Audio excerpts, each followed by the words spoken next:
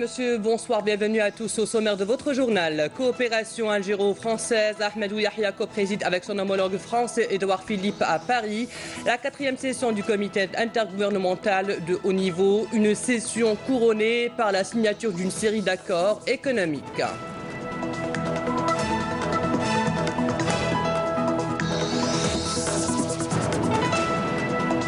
À Paris, le Premier ministre Ahmed Ouyahia anime une conférence de presse. La mémoire et l'histoire, les affaires étrangères, les accords de 1968 concernant l'immigration étaient au menu.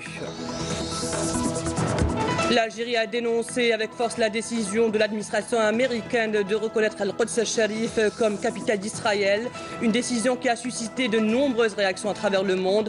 Et nous vous emmènerons dans notre journal à travers un reportage Vivre la colère des Palestiniens en terre occupée qui appelle à une nouvelle intifada.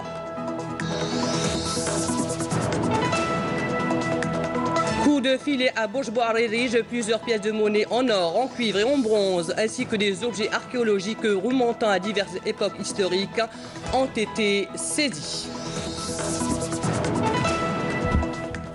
Tout d'abord, le président de la République, Abdelaziz Bouteflika, a adressé un message de félicitations à son homologue finlandais Sauli Niinisto à l'occasion de la célébration du centenaire de l'indépendance de son pays, dans lequel il a assuré de sa volonté à œuvrer au développement des relations d'amitié et de coopération entre l'Algérie et la Finlande. Comme annoncé dans les titres, le Premier ministre Ahmed Ouyahia et son homologue français Édouard Philippe ont co-présidé aujourd'hui à Paris la 4e session du comité intergouvernemental de haut niveau. Cette session a été consacrée aux relations économiques et leur développement. Cette session algéro-française a abouti sur la signature d'une série d'accords. Rafa Belhouchet. C'est une session du comité intergouvernemental de haut niveau très particulière qui s'est tenue aujourd'hui à Paris, co-présidée par Ahmed Ouyahia et son homologue français Édouard Philippe, avec la participation de plusieurs membres du gouvernement des deux pays. Une étape importante et exceptionnelle pour des raisons multiples, a souligné Ahmed Ouyahia. Ce rendez-vous est un rendez-vous d'une dimension particulière. Il l'est déjà en lui-même, parce que c'est une occasion de très haut niveau de réunir les deux gouvernements sous la direction des deux premiers ministres pour cultiver ce partenariat d'exception que nos deux pays ont décidé de mettre en place depuis 5 ans déjà. Il est un rendez-vous exceptionnel aussi parce qu'il vient couronner beaucoup de rencontres et beaucoup de résultats durant l'année 2017, que ce soit ceux produits lors de la visite du précédent Premier ministre français à Alger, que ce soit ceux dégagés par la réunion du comité mixte pour la coopération économique, le COMEFA, et le dialogue stratégique qui s'est tenu à Alger, que ce soit tout naturellement le grand événement d'hier qui a été la visite d'amitié et de travail du président Macron et les entretiens qu'il a eus avec son collègue le président Bouteflika, et partant de là, par-delà les résultats dégagés par cette réunion. Ce que je sais, c'est qu'il y a une volonté partagée d'avancer et de construire. Elle s'est exprimée hier avec force à Alger, elle s'exprime ce matin avec force à Paris. Nous voulons construire ensemble et développer un partenariat qui, pour reprendre la formule utilisée par Monsieur le Premier ministre, est un partenariat d'exception. Les travaux de cette 4e session ont été conclus par la signature de 11 conventions, mémorandums ou cadres dans des secteurs importants tels que la santé, avec la production de vaccins en Algérie, ou la formation professionnelle et la création d'un centre de formation dédié au métier de l'automobile, ou encore dans l'éducation, avec une convention cadre relative au remix des écoles. Cette réunion a abordé à la fois le volet économique avec des résultats probants, le volet de la formation également avec des accords très importants pour accompagner le développement économique, scientifique et universitaire en Algérie, que ce soit dans le domaine culturel aussi, mais en même temps dans le domaine sécuritaire. C'est des questions qui nous importent, que ce soit la lutte contre le terrorisme au Maghreb et en Europe, que ce soit la stabilisation de la sécurité dans la région sud de l'Algérie ou en Libye. Et puis nous avons commencé à réfléchir, l'exercice va prendre encore un petit peu de temps, mais nous avons commencé à réfléchir à la proposition qui a été formulée hier par le président de la République française à Alger, de mise en place d'un instrument d'investissement conjoint qui pourrait prendre la forme d'un fonds et qui permettra de développer les investissements français en Algérie et les investissements algériens en France. Par ailleurs, les deux premiers ministres ont qualifié leurs échanges de francs et chaleureux et ont pour objectif de mettre en musique les accords passés entre les deux chefs d'État et comme mission immédiate de préparer le document cadre pour les 5 années à venir entre les deux pays et préparer la visite d'État du président Macron en Algérie annoncée pour le premier trimestre 2018. À l'issue des travaux de la 4e session du comité intergouvernemental de haut niveau algéro-français, le Premier ministre Ahmadou Yahia a animé à Paris une conférence de presse. Ahmadou Yahia est revenu sur la mémoire et l'histoire, sur les affaires étrangères et sur les accords de 1968 concernant les migrations. Afab Louchette. Autre le volet économique, plusieurs dossiers étaient sur la table des échanges entre les deux délégations algériennes et françaises, à commencer par celui de la mémoire et de l'histoire. Les dossiers du passé que l'Algérie ne soulève pas pour enfermer les relations algéro-françaises dans le passé, mais pour alléger la démarche commune vers l'avenir et lui donner plus d'entrain en prenant en charge quelques soucis, quelques legs que nous avons. Et là, comme je le disais il y a un instant, la visite du président Macron à Alger a permis de débloquer deux dossiers, celui de la restitution des restes de résistants du peuple algérien au XIXe siècle, ce qu'on appelle les crânes des résistants. Sur le domaine des archives, nous avons également fait une bonne percée, puisque le président Macron nous a annoncé hier au nom de la France la disponibilité de notre partenaire à nous remettre une duplication de toutes les archives, ce qui permettra de gérer plusieurs affaires de la vie courante en Algérie. Et nous continuerons à discuter pour la restitution graduelle à travers le temps des archives de la période 1830-1962. Enfin, troisième volet, bien sûr, qui est le dossier de la mémoire. Il n'est pas simple. S'il l'était, il aurait été soldé durant 55 ans qui se sont écoulés déjà. Mais ce qui est certain, c'est qu'il y a une volonté partagée d'identifier des pistes et de trouver des solutions à même de satisfaire les deux peuples, le peuple algérien, le peuple français, nous savons que ça compte pour lui aussi. Et donc, là également, nous enregistrons un point positif. Toujours dans le cadre des relations humaines et en réponse à une question de journaliste, Ahmadou Yahia a annoncé l'élargissement de l'accord de 68 à d'autres catégories de personnes. D'abord pour dire que l'accord de 68, heureusement que les Algériens l'ont. Et je remercie les autorités françaises qui, au fil des années, ont accepté de le conserver et de le mettre à jour, comme vient de le dire mon collègue, par des échanges de lettres ou des protocoles qui abordent des questions spécifiques. Et c'est le cas. Parmi les questions qui ont été évoquées hier entre nos deux présidents et que nous venons de conforter en termes de démarche de mise en œuvre, nous allons également faire un document annexe à cet accord de 68 pour gérer une catégorie de population qui n'est pas couverte, à savoir les jeunes qui viennent faire des stages professionnels en France et qui ne peuvent ni rentrer dans les catégories de gens qui travaillent, ni dans les catégories des étudiants. Sinon, pour les étudiants, ça se passe globalement bien. Pour les retraités également, je confirme ce qu'a dit mon collègue, la situation est gérée au mieux. L'un des dossiers les plus importants demeure l'aspect sécuritaire et la coopération notamment dans le Sahel. Interpellé sur l'éventuelle participation de l'Algérie au G5 lancé par la France, le Premier ministre s'est référé à la Constitution tout en rappelant les efforts consentis par l'Algérie dans le domaine. Au Mali, c'est un voisin, un partenaire traditionnel. Nous sommes engagés depuis longtemps dans le parrainage de l'accord de paix. D'ailleurs, c'est malheureusement, je dirais, le 4e accord de paix entre Maliens que l'Algérie a eu à parrainer. Et cette fois-ci, nous travaillons de concert avec beaucoup de partenaires de la communauté internationale, parmi lesquels la France occupe une position toute particulière. Pour la sécurité au Sahel, l'Algérie, dans un cadre bilatéral d'abord, déploie des efforts, je crois, considérables, puisque sur 8 années successives, nous avons engagé plus de 100 millions de dollars en formation de plus de 12 compagnies de forces spéciales dans les pays concernés depuis le Tchad jusqu'à la Mauritanie, plus tout ce qui a accompagné cela en équipement militaire. Et nous avons un cadre que nous avons initié, il y a de cela maintenant presque une décennie, de coordination sécuritaire, militaire et sécuritaire entre l'Algérie et ses voisins du Sahel, l'un s'appelant CEMOC, il réunit les états-majors des armées des 5 pays, plus l'Algérie, l'autre concernant les services de renseignement. Maintenant, le G5, comme vous l'avez évoqué, est-ce que l'Algérie y adhérera ? L'Algérie a une barrière constitutionnelle qui fait que ces forces ne sortent jamais au-delà de ses propres frontières.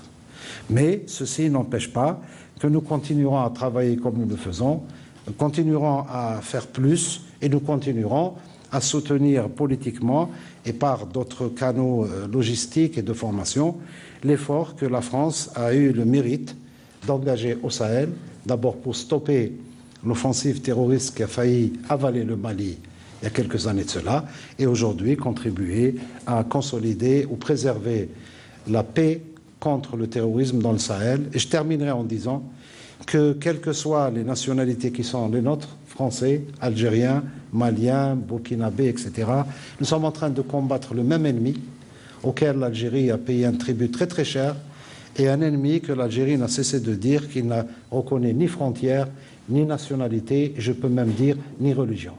Dans le même sens que ce que vient de dire Monsieur le Premier ministre, que d'abord l'Algérie joue un rôle fondamental dans la région, c'est prendre des initiatives diplomatiques et que nous travaillons étroitement avec les autorités algériennes pour trouver des réponses à la fois sur un certain nombre d'opérations et des réponses durables au développement de ce qui est une menace commune. Tout à fait. Le président du Conseil constitutionnel, Mourad Medelci, est à Venise en Italie, où il prend part jusqu'au 9 décembre prochain aux travaux de la 113e session de la Commission européenne pour la démocratie par le droit, aussi appelée Commission de Venise. Les travaux de cette session portent sur les questions relatives au développement constitutionnel et législatif. Il sera question également de débattre de la conférence scientifique sur la femme et le marché de l'emploi que le Conseil constitutionnel avait organisé les 7 et 8 novembre dernier en collaboration avec la Commission de Venise à la lumière des derniers amendements de la Constitution initiés en 2016 par le président de la République Abdelaziz Bouteflika. Pour rappel, l'Algérie est membre permanent de cette commission depuis 2007 parmi 14 autres pays non européens. Dans un communiqué du ministère des Affaires étrangères, l'Algérie, qui a pris connaissance avec une très grande préoccupation de la décision de l'administration américaine de reconnaître Al-Quds al-Sharif comme capitale d'Israël, a dénoncé avec force cette grave décision en ce qu'elle constitue une violation flagrante des résolutions pertinentes du Conseil de sécurité et de la légalité internationale et en ce qu'elle remet en cause toute possibilité de relance d'un processus de paix depuis trop longtemps à l'arrêt. Cette décision fait peser en conséquence de lourdes menaces sur la paix, la sécurité, la stabilité d'une région névralgique déjà fortement meurtrie, souligne la même source, tout en réitérant son soutien total aux droits du peuple palestinien frère. L'Algérie en appelle à la nation arabe, à la Oumma islamique et à la communauté internationale dans son ensemble à se mobiliser pour le respect des droits nationaux du peuple palestinien et du statut international de la ville sainte. Comment a été perçue la décision de l'administration américaine au sein de la Palestine occupée? La rue palestinienne est en ébullition. Manifestation de colère dans la ville sainte et dans tous les territoires occupés. Une grève a été observée dans toutes les villes palestiniennes avec des appels à une nouvelle intifada. Regardez ce reportage de notre correspondant Wissam Abou Zaid, lecture Amal Bouakba. Dans la ville sainte, c'est l'un des jours les plus tristes depuis son occupation par Israël en 1967. Le peuple palestinien a envahi toutes les rues et les départements pour crier sa colère et son refus face à la décision du président américain Donald Trump de reconnaître Al-Quds occupé comme capitale d'Israël et de transférer l'ambassade des États-Unis vers cette ville. Les Palestiniens crient haut et fort leur indignation en observant une grève à travers toutes les villes palestiniennes. Al-Quds est la capitale de tous les Palestiniens et c'est aussi la capitale de tous les peuples arabes. Une décision américaine qui déclenche un nouvel embrasement de la région et suscite des appels à une nouvelle intifada, un soulèvement du peuple palestinien contre Israël pour libérer les territoires palestiniens occupés.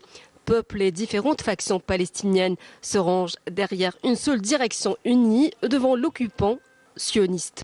À partir de Gaza, nous disons tous à Trump que nous allons l'affronter tous mobilisés et unis. L'État palestinien restera entièrement souverain selon les frontières établies en 1967 avec comme capitale El-Quds Est. C'est notre volonté et notre politique. La décision du président américain ne vaut absolument rien. Il peut signer autant de décisions qu'il veut et même arrêter l'aide destinée aux Palestiniens, qu'il a d'ailleurs déjà arrêté.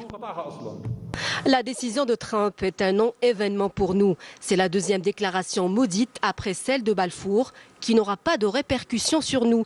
Car ce sont tous les territoires palestiniens qui sont occupés par Israël et nous sommes un peuple colonisé qui a droit de résister par tous les moyens et notamment par les armes. Si la décision du président américain a suscité une avalanche de réactions et d'indignation à travers le monde, les Palestiniens restent, eux, mobilisés pour la même cause, la libération des territoires palestiniens occupés. Retour au pays, s'exprimant lors d'une réunion avec la Commission des finances et du budget de la PN, consacrée à l'exposition du projet de loi portant règlement budgétaire de 2015 en présence du président de la Commission Tawfiq Torche et du ministre des Relations avec le Parlement Tahar Khawa. Le ministre des Finances Abdelrahman Raouia a indiqué que la dette fiscale s'élevait à environ 3 500 milliards de dinars en 2015. Alors les restes à recouvrer par l'administration fiscale au titre des amendes judiciaires avoisinaient les 7 500 milliards de dinars. Une situation dont l'assainissement s'avère nécessaire. Les membres de la commission qui sont intervenus juste après l'exposé ont pointé du doigt le montant faramineux des restes à recouvrer par l'administration fiscale, avancé par la Cour des comptes sur la base des données de la Direction générale des impôts. Et puis cette information, le décret exécutif relatif aux conditions et modalités d'exercice de l'activité de production et de montage des véhicules a été publié dans le journal officiel numéro 68, signé le 28 novembre dernier par le Premier ministre Ahmadou Yahya. Ce texte définit l'activité de production ou de montage de véhicules par la fabrication de véhicules à partir de collections, composants parties et pièces importées auprès d'un ou de plusieurs fournisseurs en un seul lot ou en lots séparés, formant un nécessaire complet d'assemblage par adjonction à des expéditions antérieures ou futures et ou à un complément fabriqué par l'entreprise pour elle-même ou par voie de sous-traitance ou d'acquisition auprès de producteurs locaux. Place maintenant aux travaux publics. L'extension du métro d'Alger de la Grande Poste sera opérationnelle début 2018. C'est ce qu'a affirmé le ministre des Travaux publics Abdelrahman Zahlan, qui a effectué aujourd'hui une visite d'inspection dans la capitale avant d'inspecter les travaux de réalisation des voies dans les communes de Ben Aknoun et de Bni Messous. Kamila Melal. Une bonne nouvelle pour les utilisateurs des transports en commun dans la capitale. L'extension du métro d'Alger de la Grande Poste vers la place des Martyrs sera opérationnelle d'ici début de l'année. Les travaux avancent avec une bonne cadence. Les essais pour cette ligne se feront durant le mois en cours et la ligne sera opérationnelle d'ici janvier 2018. Près de 40 projets de travaux publics sont en cours de réalisation dans la capitale. Extension, aménagement routier et dédoublement de plusieurs voies afin de fluidifier le trafic routier au niveau des communes de Bni Messous, de Ben Aknoun, de Bir Khadem, d'El Harrach et de Louiba. Ces projets permettront à coup sûr de désengorger la capitale puisque actuellement sa population est estimée à plus de 5 millions d'habitants. 40 projets d'extension et de dédoublement de plusieurs voies sont en cours de réalisation et la wilaya d'Alger financera 80% du taux global de ces projets. L'autre partie sera assurée par le ministère du secteur. Pour rappel, ces projets s'inscrivent dans le cadre de la concrétisation du programme du président de la République Abdelaziz Bouteflika qui a pour but de hisser la capitale algérienne au rang des capitales mondiales. À cette même occasion, le ministre des Travaux publics et des Transports Abdelrahman Zahlan a visité le projet d'aménagement de la façade maritime à Al-Kitani. Le marché du ciment d'Algérie a connu une forte demande ces dernières années, vu les nombreux projets en cours de réalisation. À Biskra, la cimenterie Silas a réalisé avec un coût d'investissement de 35 milliards de dinars, produit près de 2,7 millions de tonnes de ciment par an. Cette unité de production vient conforter la demande croissante, comme nous le dit Naïm Al-Walish dans ce reportage. Installée dans la commune de Djammoura, à une quarantaine de kilomètres de Biskra, la Silas qui domine la carrière de Ouatiab sera bientôt connectée au mitoyen réseau ferroviaire pour alimenter certaines régions du sud-est et surtout de l'est. Le marché de ciment en Algérie a connu effectivement une forte pression parce qu'il était déficitaire. Avec l'augmentation de capacité dans la nôtre, et d'autres capacités de JICA et certains privés, le marché aujourd'hui répond totalement aux besoins du marché national. D'une capacité de production de 2,7 millions de tonnes par an, cette cimenterie dernière génération emploie près de 600 personnes et possède son propre service d'urgence, son réfectoire et bientôt un talus tout en fleurs ainsi qu'un jardin potager. C'est qu'avec un investissement de 35 milliards de dinars, Silas n'a négligé ni le volet sécuritaire ni celui écologique et esthétique.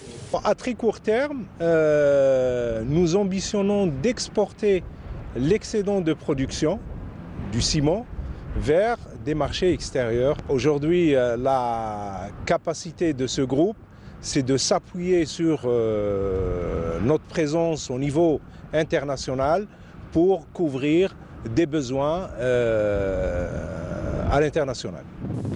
Mise en service en septembre 2015, Silas consomme moins de 35% d'énergie, ce qui fait d'elle une industrie relativement propre et moderne. De 2,7 millions de tonnes par an, Silas a les moyens de multiplier sa production et c'est ce qu'elle compte faire en attendant d'ouvrir un réseau de distribution à l'extérieur ainsi que de prospecter de nouvelles demandes intérieures. Un communiqué du ministère de la Défense nationale a indiqué que dans le cadre de la lutte antiterroriste et grâce aux efforts de qualité fournis par les forces de l'armée nationale populaire, un terroriste s'est rendu ce matin aux autorités militaires de la 6e région militaire à Tamanrasset. Il s'agit de R. Abdallah qui était en possession d'un fusil semi-automatique de type Seminov et d'une quantité de munitions.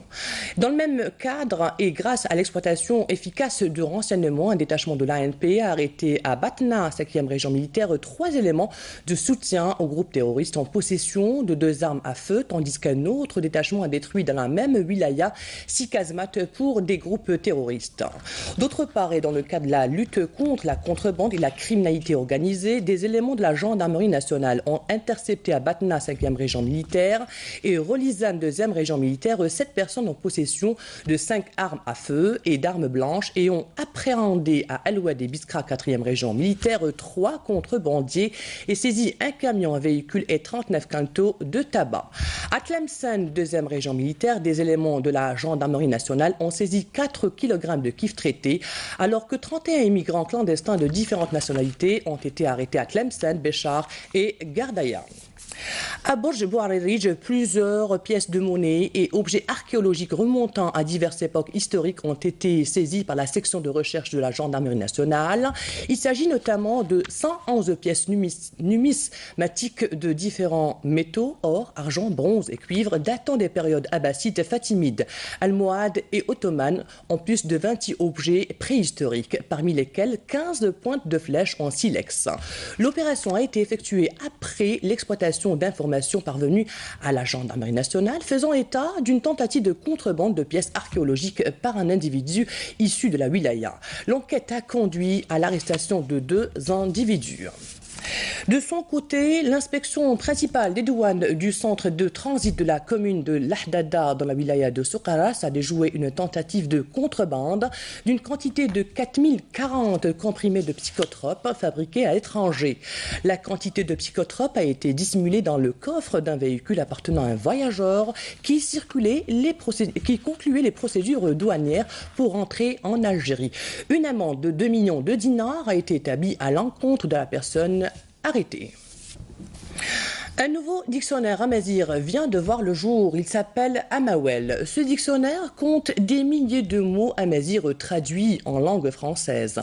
La recherche linguistique s'étend jusqu'aux pays voisins, à savoir le Maroc et la Tunisie, en vue d'approfondir l'étude basée sur les variantes lexicales en amazigh. Nejma Harash.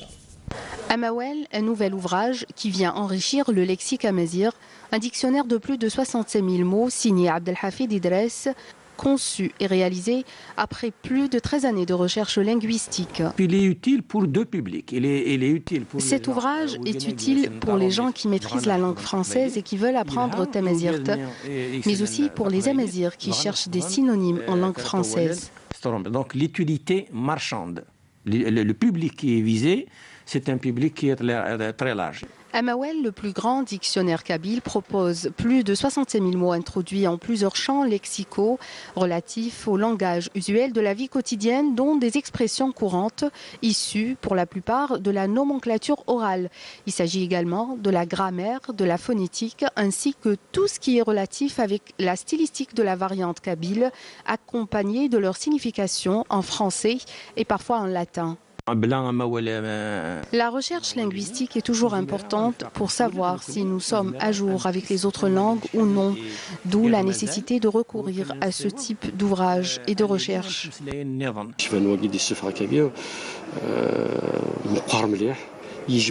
Le dictionnaire Amawel est très consistant en matière de richesse linguistique. La recherche s'appuie, entre autres, sur la variante existante entre tous les pays du Maghreb. Ce manuel est une richesse pour nos enfants afin qu'ils apprennent leur langue et leur culture. L'ouvrage se veut aussi un hommage aux grands noms de la littérature algérienne d'expression kabyle ayant marqué le paysage culturel algérien. À leur tête, Mouloud Mamri, premier auteur de dictionnaire amazigh. Et voici maintenant le rappel des titres. Coopération algéro-française, Ahmedou Yahya co-préside avec son homologue français Édouard Philippe à Paris la 4e session du comité intergouvernemental de haut niveau, une session couronnée par la signature d'une série d'accords économiques.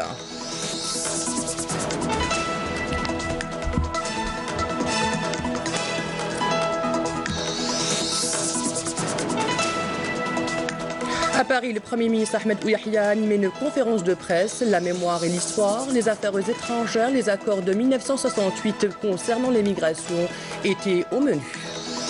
L'Algérie a dénoncé avec force la décision de l'administration américaine de reconnaître Al-Quds Sharif comme capitale d'Israël, une décision qui a suscité de nombreuses réactions à travers le monde. Et nous vous avons emmené dans notre